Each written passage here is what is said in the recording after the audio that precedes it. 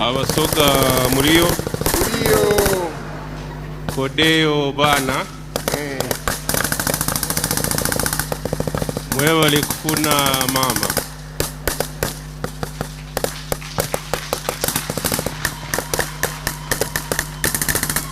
Your Highness, Your Majesty, and the Queen, your parents, the queens of the different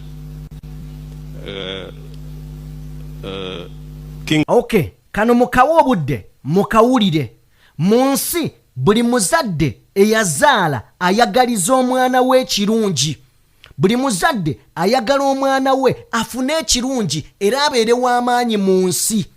Ne Gen.Museveni yazaala Gen.Muhoozi ng'ayagala omwana we abeere bulungi abeere w'amaanyi mu nsi ng'ayina by'amuwagaliza.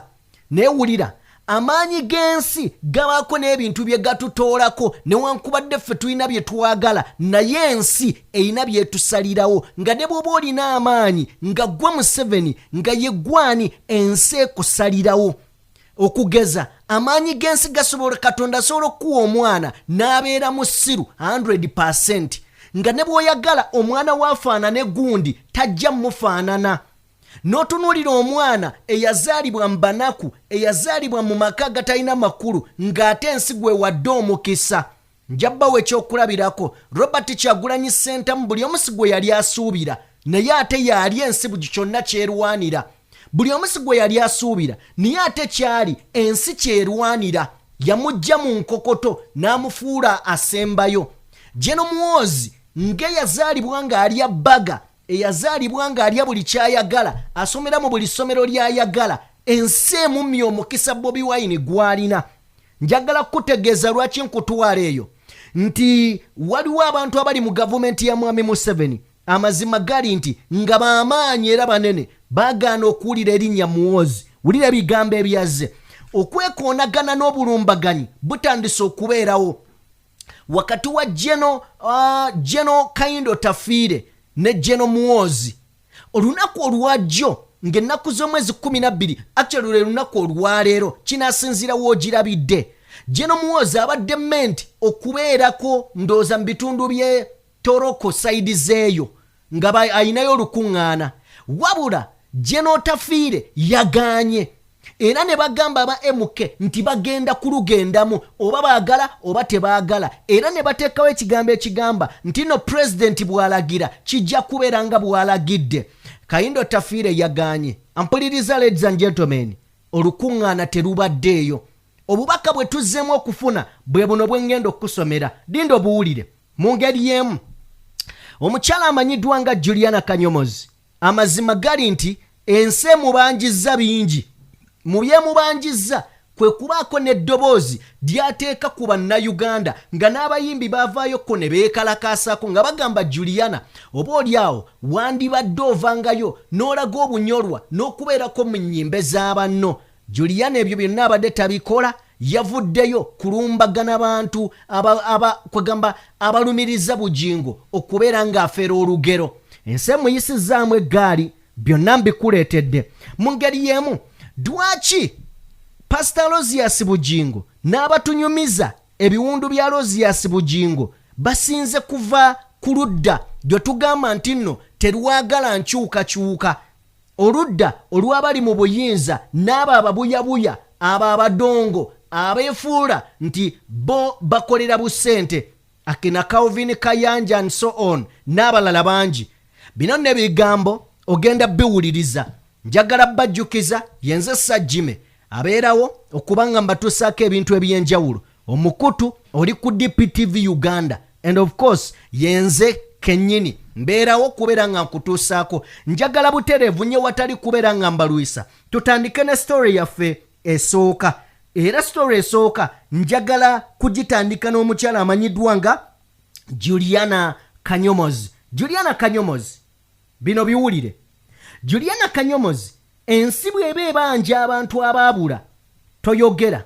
Ensi bw'evaayo ng'ebanja abaana b'abantu abattibwa ku nguudo lw'ebyobufuzi nga n'oluusi tebali mu byabufuzi toyogera.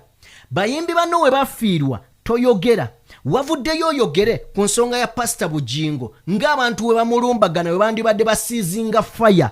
Wuliriza, ekibuuzo kiri nti Juliana bwe wafiirwa omwana ani yakusekerera? Tewali yakusekerera, abantu baakunakuwalirako.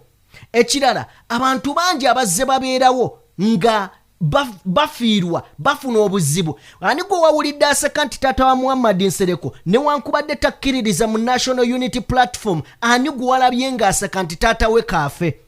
Kakati Juliana, ebintu ebimu wandibadde obibeeramu n'obivaamu, wandisirikiddeeyo nga bwe wakweka omwana wo naye ensi n'emanya nti yandibeera wa Muhoozi, wandisirikidde ddala. Otherwise ogenda kutankuula abantu bakukube kyotajja kukkiriza, kuba oyinza obbeera engolooza abantu tebalina kye bakumanyiiko, bajja kukubikkula, ojja na kutya ensi nti bulijjo bamumanyi. Katufune akatambi kano. Juliana omuyimbi Juliana Kanyoomoozi, maama totutankuula tukwegayiridde, beera gy'oli osirike, ebintu ebimu byesigalize, yadde bikulumye bisirikire ng'olubuto lwo we lwakuluma n'olusirikira mpaka ng'otulaze mwana. Juliana, wamala okuyimba, ekitiibwa tukikuwa, naawe nga wookyewa, naye saagadde oyoze lugoye lweru olwanike ku kiti ky'enziro. Juliana, tugenda kusabula tukuwe ne risiiti, tujja na kusalako omugambo nti gwe yettira omwana wo, gwe yamutuga, twesonyiwe, tuli bakoowe kimala. Sooka otuuleeyo okubagana embugozo, weebuuze, bano bagenda okusekerera omuntu, lwaki bamusekerera? Ye lwaki Bugingo ye musumba yekka mu ggwanga lya Uganda? Juliana, wekkakkanye, omulembe guno si gwe guli ogwa maama Mbiire. Wekkakkanye, tukuba tetumanyi na bbaawo owuma, tujja okusabula. Tolaba nti ogoba ne miliyoni 10 nga bazikuwadde, ojja tuuka n'okkuba amasimu bakuwe sho nga teri azikuwa. Tujja kuwa kuba ebyokuvuma olina bingi. Ekisooka toziika, watulaga nti tofiirwa. Tolambula balwadde, watulaga nti tolwaza. Juliana, twesonyiwe, tuleke bulesi, tukube banno, tusabule abantu. Bugingo g'olubirirwa akujjayo. Bugingo kye kyamakulu ennyo mu Uganda. Juliana, nga wano bawamba abantu tovaayo, amalagala malwaliro gabula tovaayo, batemudde abantu, bassa abantu, bakubye abantu amasasi, bakirumira baani, nga tovangayo. Kakazi gwe twesonyiwe, tugenda kusabula. Okay, bwe tubanga tuvuddeyo wa Juliana na bino bikulu, amazima gali nti ndowooza tusooke mu Federation eya Eddie Kenzo, neka tusooke ku Shark TV. Atuwuliriza mukwano gwange gwe wenna gy'osinzira okuba ng'ongoberera. Omanyi kati Alozias Bugingo Niyonzimana yatandise tour series za movie. Kachirabika batuzanyira 1 2 3 wabula tutuuse ku paati ey'omusanvu. Paati ey'omusanvu ejjiddemu baakadeyideyi baakakyere bonna, Calvin Kayanja, Simanya Godfather, bakuŋŋaanyiza bonna kugamba abayala b'ensi ne babakuŋŋaanya mu kifo kimu. Munkwate bulungi, omuntu okubeera omuyala tekitegeeza nti nno talina ssente. Omuntu okubeera omuyala tekitegeeza nti musinga. Ye muntu ayi oluusi alina naye nga mwavu mu mutima, kyokka nga mugagga kungulu. Omugagga kungulu yatya? Ye muntu ali obulungiko ng'omulaba yeeyagala naye ng'agujubanira n'ebitali bibye, n'ebyo ebitamukwatako ng'asobola obbirwanira, n'akatono kasita alaba ng'asobola okukajjayo ng'asobola okukafuna. Oluusi abantu abamu baba baavu ba mitima nga bagagga kungulu. Omulaba omuntu alina ssente kyemuva mulaba nga mwebuuza ne mugamba naye gundi alina ssente lwaki yandikoze atyo? Nedda, mugagga kungulu, mwavu mu mutima. Kati oyo n'akatono k'olina gwe ampuliriza, aba ayagala akakujjeko akatwale. Katulabe part 7 eya Lozias Bujingo Niyonzimana wabula mubitukoze. Yes, okay, kitundu kya musambo bagise invisible spirit unduze katandika butandise oli ku Shakti Uganda followinga taginga monoto nyumirwe Uganda bali serious imbasasidde fetuseka wetukaba egenda mu maaso otuligane biriga ku screen nate furraga gachumba y'omuwandiisi w'olugero firimu ino bw'otalabe eno n'eggulu tojja as in you miss heaven. Yena kavanga batabani bwasona beni Allo siazini yonzima Bujingo original names umujukiremu escape from accountability party 1 2 3 4 nesekese katandika butandise kati tuli mumaka gwa musomba Bujinga gasangiwe na mayumba kati nsomoludde filimu nagambye bagiyita invisible spirit unduzi kwegamba kiwundu tekirabika naye ate kiwundu akikulaga nga tokiraba naye olina okukkiriza nti ekiwundu akirina mu Lungereza sefere kyo invisible unduzi mujja kubikkiriza mulimba eno bagiyita mission kutoka kabiwundu bitalabika. Laba omusajja mukulu kulimba nsi laba bwatunula yena atunula ng'ekirigeera bentunula atunula ng'ekiriga ekyalemererwa lwaki mutunyonyola mutulaga ekintu kimu mugongo musirike mwe. Oluvannyuma lwa Bujingo okulemererwa okutunyonyola ebiwundu mu mugongo nga tatulazeeko ku mugongo anti bya Google ne YouTube nze simanyi oba yabijjeewo oba mulwadde ekigwe yakwatiriza n'akuba ebifaananyi asazeeyo okugula otuliga tumwogererera baakaliga kaako kalaba emisana tukukasazeewo okulimba ensi laba akaliga tuutwo kalabe kati laba ekiriga. Abasajja bali komishoni kutoka kakiwundu kakati awali tagali ndi buli eyakirabyeko omubuuza ayogera bibye kenzo sooka otulaga ekiwundu kiri saidi kitata laba jasonga laba misana tukutatidde kulimba bazzukulu laba lindako gwe toseka kati kayanja naye alina egage kayanja ekiwundu wakirabyewa baabo laba ekiriga songawo akati buli omu asonga wawe omulala asonga kono oli asonga ddyo akati oba totwale kyani akati ono agamba lefuti bali basonga raiti mujja kiwulira naye pasa lwaki otulaga ebifaananyi nga wooli tulaga omugongo kasita si bitundu byakyama lwaki otulaga ekifaananyi nga gwe wooli yambula saati kasita omugongo si bitundu byakyama pasita naawe leka kutuwudiisa abamu tuli biriga bipromax advanced kwegamba tuli bikolemuko naawe ate totulimba nnyo buli omu akoma wasonga bibyo onaasonga ddyo oli asonga kono lwaki mukola ebintu ebyo mbasibudde. Okay, bwe tuba nga tuvuddeko eyo ntambula ne Sheikh Ashraf omusomi wa dduwa munoonyeko gw'alina ebizibu ebyenjawulo atayina bizibu tewali nsonga lwaki okuba essimu naye gw'alina ebizibu noonya Sheikh Ashraf asobole okubeera oba oliawo ng'akuyamba. Mpuliriza katutuuke ku katono tutunule mu federation ekulirwa Eddie Kenzo nga president Palaso ng'omwogezi ne ndowooza Shiba akolangani katuveeyo. Parliament yabadde etunuulira nayagadde nnyo omukyalo n'ebigambo bye yayogedde. Bannanga mpuliriza ali eyo federation buli weetuula mpuliriza eyina ssente ezigiweebwa ku byo kuliko abayimbi awo wennyininyini we batuula basulawo we bakolera jam session yaabwe basulawo balya ebyo byonna gavumenti ebisasula. Omukyalo ono yabuuzizza ekibuuzo kye nayagadde nti ddala we baba nga abantu abo we basula n'okulya balya gavumenti we tuba nga tunaakolanga bwe tutyo tunaaba tuyambye. Naye nze nziramu bategeeza bassebo ne bannyabo ebyo bye byali ebiruubirirwa bya federation. Ambulera yakuuma balina magezi bakuumirawo nga temwegatta ku muyimbi munnammwe. Kasooke tuwulire omukyalo ono kyekyabadde mu parliament. What is happening at Serene is that these artists are sleeping there for over a year. They are eating, they wake up every day because when the day went there, they woke up, we met them, eating, sleeping.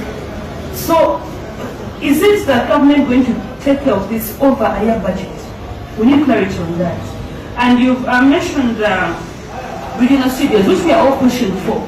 Is Seren going to be just a studio, or is it going to be also remain accommodation? Because right now it's being accommodation. And if it's going to be a studio and accommodation, are you going to do the same thing to all the regional studios you're going to construct? We need clarity on that for fairness and equity in the long run. Okay, bano bebantu betusuubira ng'ate twali tubayita bagezi nze naawe ampuliriza nze naawe. Waliwo mukulu amanyiddwa nga Simon Muyanga Lutaaya yavuddeyo n'atukubira ekifaananyi ekitaliiwo ne n'akitukubira ku biwundu bya Pastor Bujingo n'alyoka atugereza nga bw'amanyi ebiwundu by'essasi. Njagala katono nnyo tulabe clip eno. Nalaba ku kiwundu ky'emmundu, ku kiwundu ky'essasi eryakuwa Bujingo, manyi we kiri nakirabako. Era nsobola okudescribe nti ekiwundu kya Bujingo essasi teryamukuba nti lyamuyingiramu, it is a deep wound, nti essasi lyayingira munda. No, essasi lyayuza Bujingo, lyamba limusala nga bwalaba omuntu wayinza okukwata ejjambi erasa eywi, and it is a vertical cut, a very big and deep cut. It is vertical up on his left shoulder. I saw it with my own eyes.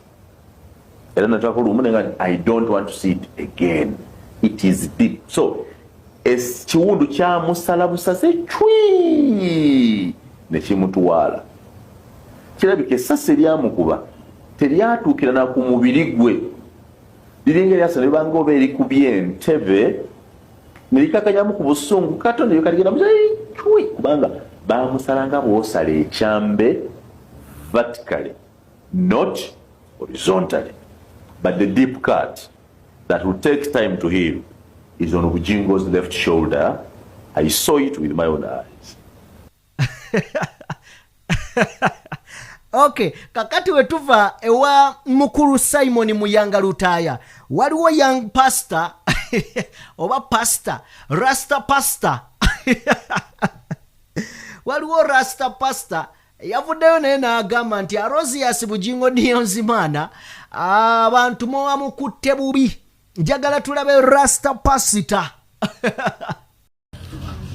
Bannayuganda mukama waffe yeebazibwe. Twebaza Katonda ajja abantu mu nvuba, twebaza Katonda ajja abantu mu buyinike n'abatuuza gye bataasuubira. Tubadde n'ebigambo bingi nnyo ku internet naye atanneetuukira tosobola kumanya nga tonnajegera.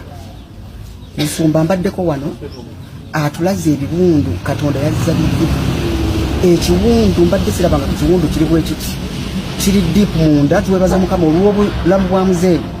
Twebaza Yesu waffe olw'obulamu bwa pastor waffe Bujingo. Bannange nga tonnayogera osooka kutuuka n'omanya of which ate bw'oba tutuuse tekigasa nnyo. Katonda yatuddiza ki obulamu. So it's not about kwewoza twewoleza omuntu, twebaza Katonda olw'obulamu. Okay, katujjewo Calvin Kayanja lumu. Calvin Kayanja tukkirize nti bano be bantu betumanyi obulungi nti banoonya survival. Yagenze neeyotondera Pastor Bujingo olw'okwogera ebyensimattu. Yatutegeezeza nti oluvannyuma lw'okulaba ku kiwundu era olunaku olwaleero ndabye ayambalidde mukyala wa Pastor Bujingo amanyiddwa nga Teddy Bujingo, atali Susan Makula. Susan Makula yaliwo kati naye Teddy Bujingo yoli ow'abaana abakulu. Nyongera bajjukiza Pastor Bujingo talina mwana mu Susan Makula gwalina kati. Omwana wa Susan Makula mwana wa musajja mulala tamuyinamu mwana. Ne bw'owulira ng'avuluga ajolonga maama w'abaana baalina bokka ku nsi eyawaayo. Banaye kambabuulire akantu kamu kano kayinza obbajja ku mulamwa. Ku nsi ya Katonda bw'okeranga ku makya omukazi n'akkiriza n'akuzaalira aba asinzeeyo bulamu. Bwe bagenda okuzaala wabeerawo ebintu bibiri: okudda n'obutadda. kubanga teri ali sure nti agenze kuzaala akomawo tuba twegumya bwegumya. Kati omuntu aweeka olubuto nakkiriza akuzaalire nakkiriza azaale omwana owokubiri bagwana ekitiibwa. Bw'oba tosobodde ku respectinga muntu yazza bulamu bwo bagamba omuntu waba tazadde aba asaanyeewo. Bw'ogaana okurespectinga omuntu ng'oyo amazima ga Katonda saagala otulimbe nti Richard ojja kumujjukira. Richard gwagamba nti simanya toli mu kyalo toli mwerabira awo otulimba. Bw'oba weerabira abalamu abali ku nsi ate nga musaayi gwo mukyala wo abaana bo tosobola kujjukira Richard. Awo walimba baaba awo walimba. Njagala tulabe Calvin Kayanja naye mutunuulidde Calvin alumbaganye Teddy Bugingo maama w'abaana booli niyo booli awo ye mission gye bamuwadde ajja alumbagane. Ye yeewaddeyo nti agenda vuma buli kiramu naye ojja kungula. Abawoza lwaki neetondedde Bugingo ne interview gye yakoze nti baamukubidde amasimu aleme kunzikiriza mu nnyumba ye naye yakikoze lwakisa. Baganda bange nze okwetondera Bugingo nakikoze ku ssaawa esembayo nga buli kimu kyonna kye njagala ku Bugingo nkifunye. Natunuulidde ekitabo ky'abajja okumulambuulako buli lunaku nga temuli muntu ampalanya Bugingo. Natunuulidde ebifaananyi by'abajja okumukyalira nga Teddy Naluswa n'abaana be tebaliimu. Tabeetanga na baana kujja kulaba ku kitaabwe ng'emagombe yasimbayo kitooke. Bw'oyinza okukkiriza okaalinga ekikolimo ekyo ogende nakyo nabadde sisobola kukkiriza kuva wa Bugingo na kikolimo kuba nkitegedde nti Bugingo nali muvumira bwereere. Omukazi omubuyabuya simanyi kyabuulira abantu mu kkanisa. Omusajja bbaawo taata w'abaana bo n'afuna obuzibu emagombe n'asimbayo kitooke n'otosindika wadde abaana okujja okumulabako okumubuuzaako nga wano bwe yandifudde mwandibadde mutuwoowolera nti mumwagala nnyo. Oligirute ki? Bannange tulabye abantu abaawukana ne taata w'abaana bo n'atuuka okusimba emagombe ekitooke n'akoma ku mugo gw'entaana n'olema wadde okumukubira akasimu wadde ebyo ebyana be bikulu okuba akasimu. Nze Kayanja nsigalemu olwo olutalo. Bugingo namwetondedde nga naawe bw'oba ggwe omwetondera kubanga nategedde nti abampalanya Bugingo amagezi mu mitwe temuli. Omusajja alina ekiwundu wano alina wano mbirabye n'agange nze Kayanja. Pasita nkuutidde okuva ku bantu n'okutegeera ensi gye tulimu. Omusajja alina oguwundu wano atulaze ng'abasawo bakeera kugukuuta kugujja mu busagwa. Omanyi okukukuuta mu kiwundu, omanyi okutakula mu bbwa. Kyekiri ku Bugingo. Okay, kakati wano we tutuuse wenjagala muwulirize bulungi. Njagala owe video yaffe like mu ngeri yemugenda maaso n'okubeera ng'osubscribinga bwe guba nga gwe mulundi gwo gw'osoose okulaba channel eno. Wuliriza, omukulu amanyiddwa nga Gen.MK olunaku olwaleero ng'ennaku z'omwezi 12 abadde ateekeddwa okubeera mu bitundu bya Mitoma district.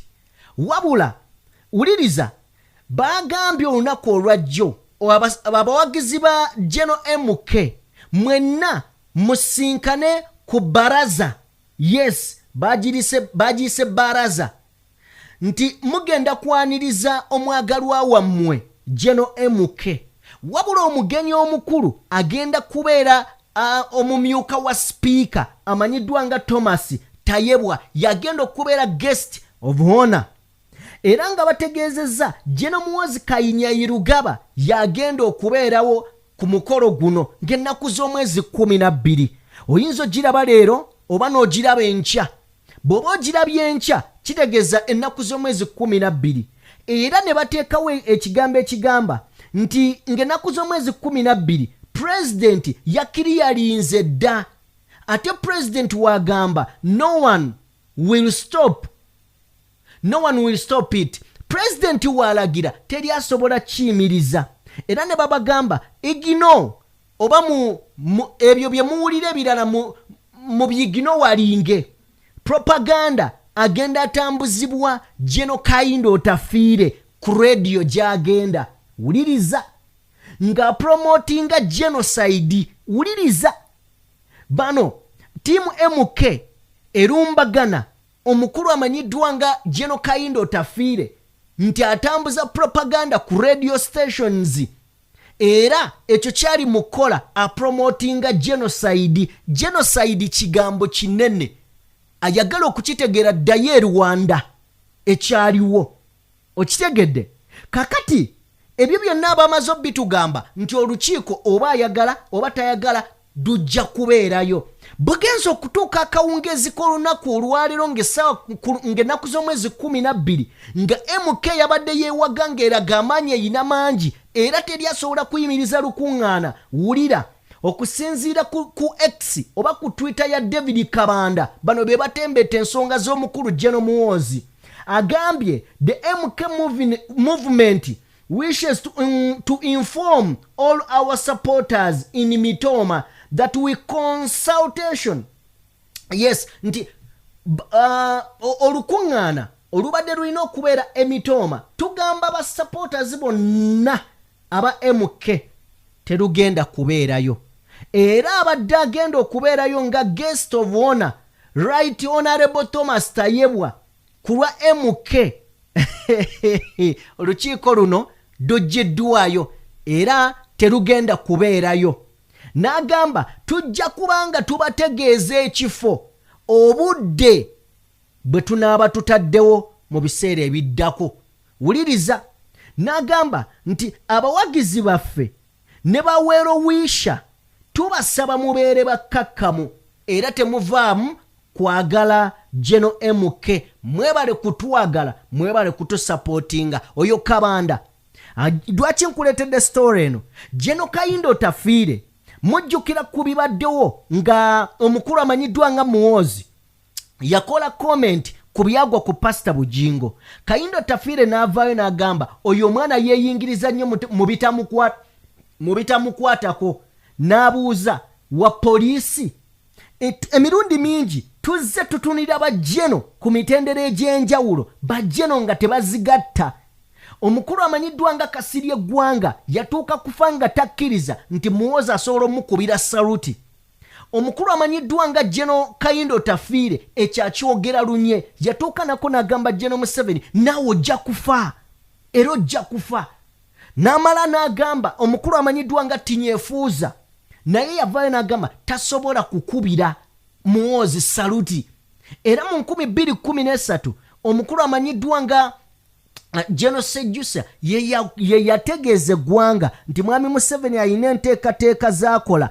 okuleeta mutabani we nga yeerimbise mu kiyatuuma MK movement era mujjukira abazze bagoberera Muhoozi yabyewakana bati mu kiseera kino weebiri lwaki nkuleetedde bino nti olutalo oluliwo okuggyako nga mwami Museveni tannaba kukola kimala kutereereza mutabani we bw'anaafuga Uganda naye abasajja bangi abatasobola kukkiriza mwana ono kujja bafutubbalako na bakiniggukako ago mazima mu byonna Gen. Museveni byagenda mu maaso n'okuba ng'akola amanye nti mutabani we tannaba kubeera safe bwe baba balowooza baamala ebyo birala olukuŋŋaana dwayiise okitegedde bulungi kakati obulumbaganya okuva mu mikono egy'enjawulo sayidi ne sayidi bwo weebuli ate ng'amazima gali nti ekyobbukolera nakyo kyennyini tewali lwaki kubanga omutabani amazima gali nti tali qualified natandise ne kiri nga ntandika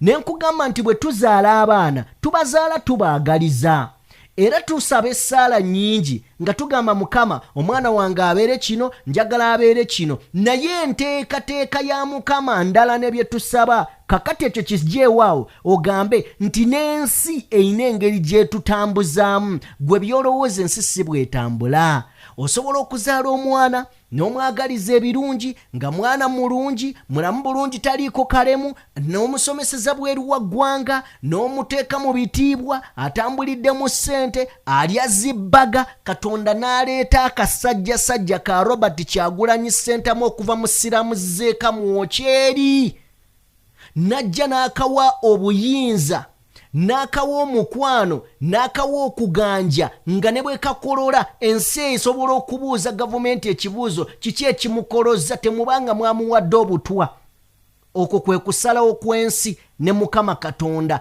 newankubadde abaana baffe betuzaala tubaagaliza ebirungi tusaba bisabe kubanga tetuli shuwa nti banaabifuna. Kakati gojja kulooza nti watuuka wamala wazaala omwana wo wamuwa ebitiibwa alina high ranks talwanye naye ng'aziina munywanyi okubeera kyoyagala oba kyoyagala abeere kirala ensi esobola okusalawo n'emumma omukisa ne Katonda kuba tewakola naye endagaano.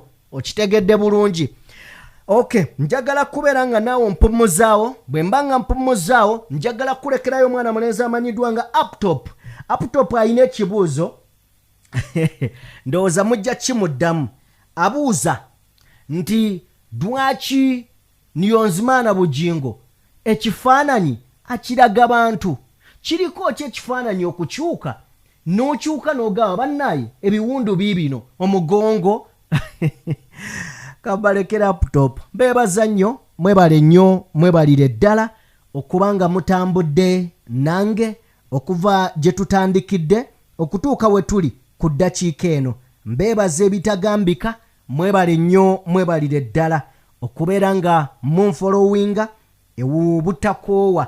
Nsaba Lugaba nnyini byonna abankuumire. Mbalekedde Uptop, peace and love. Abalamazi beeyongedde okweyiwa ennamayumba okugenda okulamaga amabwa. Gano ge mwawageesoose okulaba agafunye ne ba brand ambassador bakitunza bajja ne bagatunda mu bantu bagaye nti banaye amabwa gye gali twagalabye. Bafunye ba brand ambassador bano banfune 10 n'ensaasaanyako 5 n'ensavingako 2 be bajja ne bagatunda mu bantu. Public bwe nawulira ani ayogedde oyo bwaba bwagambye kirabika nno kyandiwe ekituufu amabwa gye gali ne bafuna bino ebivubuka bya nakati olukiwa emmere ne kikuta nti nange nagalabye onza wagalabyewa ku ssimu y'amakula gadde ku ssimu y'amakula n'omugaaguno omutogo weetisse temuli bwongo mulimu byenda ne bafuna bino ebivubuka ebikwasi by'abakazi ne kijja nayo amabwa nange nagalabye abafere balyoka beeyiwa ennamayumba era gwoba olina omufere yenna yakufera genda olindire ennamayumba osirike ajja kujja ssaawa yonna. Abafere balaze solida abafere balaze mufere munaabwe solida tebamulekeredde. Toyinza kusangawo munnaddiini, tewali no munnaddiini n'omwaliwo, tewaliwo muntu ali prominent gw'olaba. Okay, thank you so much. Mwagalabye mwatuta obuvunanyizibwa obubuza mukama wammwe nti amasasi ebiwundu bina esasi bwe baba lyakuyitako buyisi lyakwatawa amasasi gakwatawa gana agakuyita ku mugongo ebyo bibabuuza ba brand ambassador bakanula bukanuzi maaso ng'embaatu ennyo mu kikopo tebasobola kuwa ansa noga kati mmwe temusobola nakubuuza mukama wammwe amasasi gakwatawa ate buli ajja ayinza okubulandingira ebbwanga bwe yalirabye naye nga yalirabye ku ssimu teyalirabye with the naked eyes. Naye njagala weebuuze omuntu osobola otenda ebbwa nga ligoyinze deep ne liyuza liti lirisobola okubeera eddene kati nga boolaba nti bayinza okukuba essasi ku kisambi. Ennyama y'oku kisambi ki nsava nti ekisambi bwe kiyingiramu bwe kiti ebbwa liba sava. Naye njagala okwate ku nnyama y'oku mugongo. Kwata mu mugongo gotokola mputu bw'okwatayo bw'oti olaba nti eleya y'oku mugongo osanga kuliko ki? Kuliko ennyama ntono, leya y'ennyama ntono. Naye omusajja amasasi gamuyitako 3 gonna tekuli na limu lyakuba gumba. Naye abavaayo batulaga nti ebbwa lyonna savaliti. Kweyo leya y'omubiri ebbwa lisobola okuba esava libanga teryakuba kusima kukuba gumba. Kuba bwoli tutendera nti ebbwa sava kiba kirina okulaga nti lyakuba ne likuba n'eggumba. Naye bw'okwata ku nnyama y'omugongo kaleyako ku mugongo ennyama yako ntono kitegeeza ekintu bwe kiba tekyakuba gumba akantu kalinga kakaati azini bayinga gwe bayisako kaleza bread. Bafunye ba brand ambassador naye ekintu bakyo bongera kittabusi mbaweyo brand ambassador nga obujulizi. Nalaba ku kiwundu ky'emmundu ku kiwundu ky'essasi eryakuwa Bugingo manyiwe kiri nakirabako era nsobola okudescribe nti ekiwundu kya Bugingo essasi teryamukuba nti lyamuyingiramu it is a deep wound nti essasi lyayingira munda no essasi lyayuza bujingo lyambali musala nga bula omuntu wayinza okukwata ejjambi nasa eyui. And it is a vertical cut, a very big and deep cut. It is vertical up on his left shoulder. I saw it with my own eyes. I don't know, brand ambassador ekintu ayuziza kiyuze nakyo ono nabono nyibali ani coordinated. Mukama wa masasa agogerera mu pululo, gwogogerera mu sinjula. Mukama watu gaba mukuba amasasa asatu, gwe olyogerange esasa erimu. Tugambe nti esasi lyali limu lyonna amasasi asatu gonna gayita mu bwalirimu kubanga nakyogera ekiwundu. And is busy confusing us. Yeso sena atugamba nti ekiwundu tekiri deep. Mwaka ulidde. Solo okudescribe nti ekiwundu kya bujingo esasi teryamu kwanti lyamuyingiramu. It is a deep wound nti esasi lyayingira munda. No. Kati ate namaliriza nga atugamba mbu it is deep. Olira kano. And it is a vertical cut, a very big and deep cut.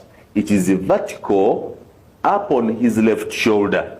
I saw it with my own eyes. Kati obuzibu balinaye abatondebwa bali ani coordinated ne mukama waabwe ebintu mukama waabwe ayogera bilala nabo boogera bilala. Why are you confusing the public?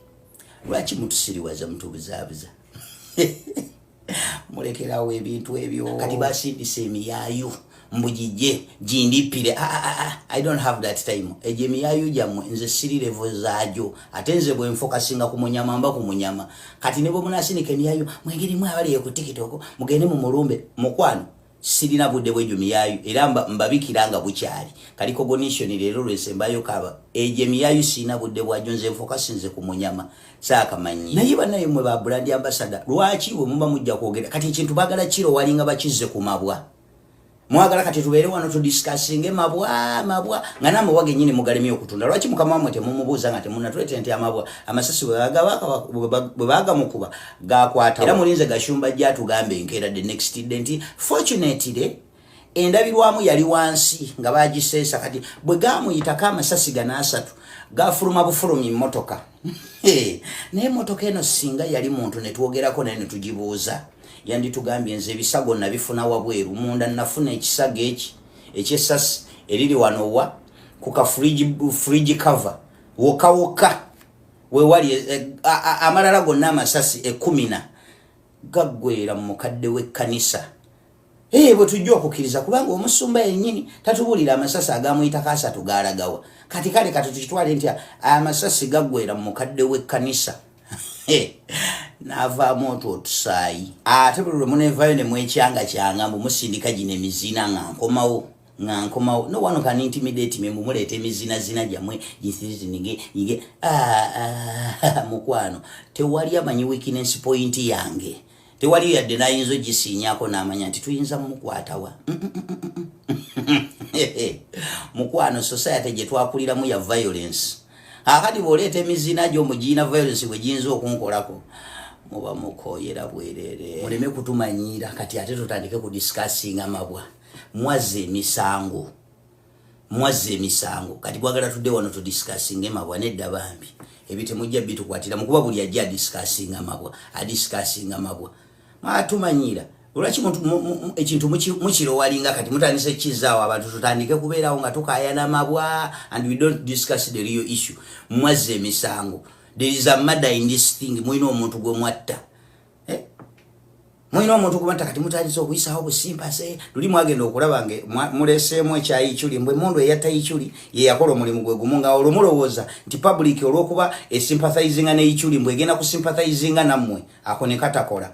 Kati mwali kulutinze abogerera amabwa gammwe nedda bambi temujja kutuzza mu byabusiru fa amabwa twagavaako nga bwe twava ku Pentagon mwatta omuntu ne mukola obuzzi bw'emisango ne muzza emisango kati bwalagidduka dumu tandika otuwolomera obubwa bwakomba bukombi ku mugongo buba nga ddala gye buli temutumanyira kutuzza mu byakisiru.